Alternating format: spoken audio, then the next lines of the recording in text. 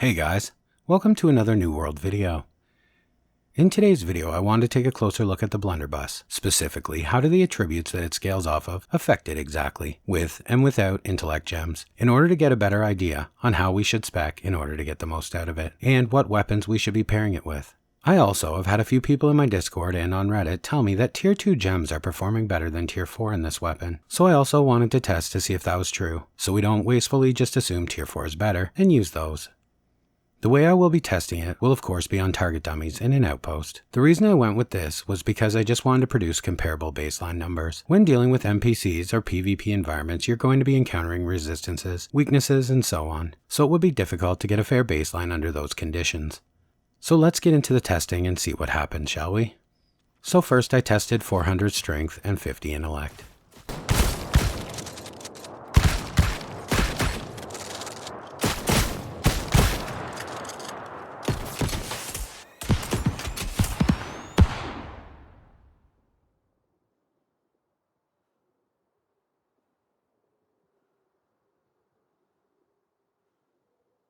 So as you can see, with no gem, it scores highest with 524 base damage and 603 headshot crit damage. Wasn't really anything surprising or unusual here, because with it basically being all strength, I wasn't expecting much scaling when adding the gem. So for the second test, I went 300 strength and 150 intellect, to see if maybe more intellect would scale the gem damage a little better.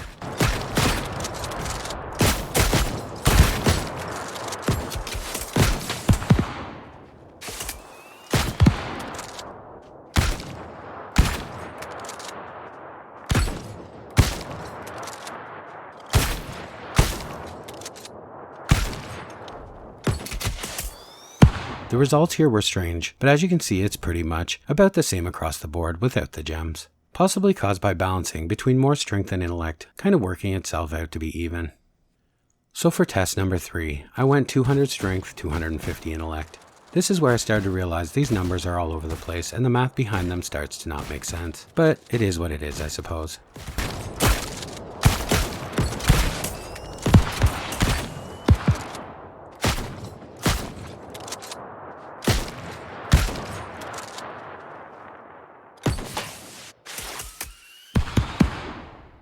Having no gem socketed produced the most amount of base damage we have seen yet. But strangely, having a tier 4 gem socketed in this range made our headshots hit the hardest at 646. Where you see a big increase in damage here is from the dot from our abilities, with a 192 burn lasting 15 seconds now over the 10 seconds from the previous tests. So for test number 4, I went 150 strength, 300 intellect. Now, leaning more into intellect, I was hoping for huge numbers on my gem scaling.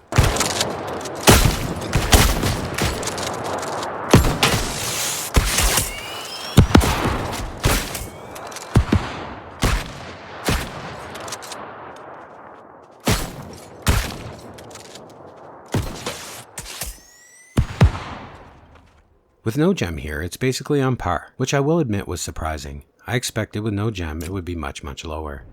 But the biggest surprise here was with the tier 2 gem. With a 595 base damage and a 685 headshot, this was the highest damage I've seen. And for our final test, was 50 strength and 400 intellect.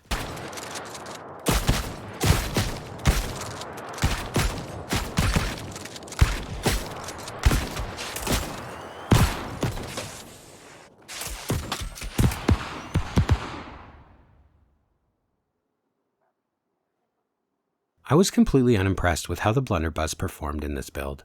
Potentially, it might perform better all in on intellect if you are fighting creatures based on weaknesses to inflate your crits, but the base results here were not impressive. So as you can see after testing, it would seem the Blunderbuss does have a sweet spot.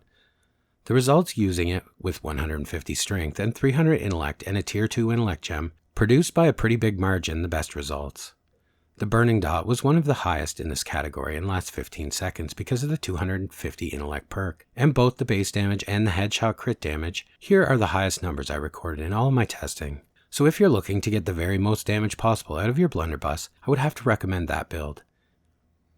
Seems it will pair very nicely with a fire staff or even potentially a rapier or musket, although the 400 strength option did perform very well with no gem at all. The damage is a little lower than this category, but if you threw an opal or a diamond or even an onyx into your Blunderbuss, I think you would see it jump considerably, making it a very nice weapon to use with a hatchet or great axe for sure.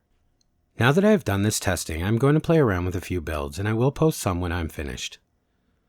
So what builds have you guys come up with for this weapon? I would love to hear what kind of interesting playstyle this weapon has found its way into. Please let me know in the comments. And as always guys, thanks for watching, and I will see you in the next one.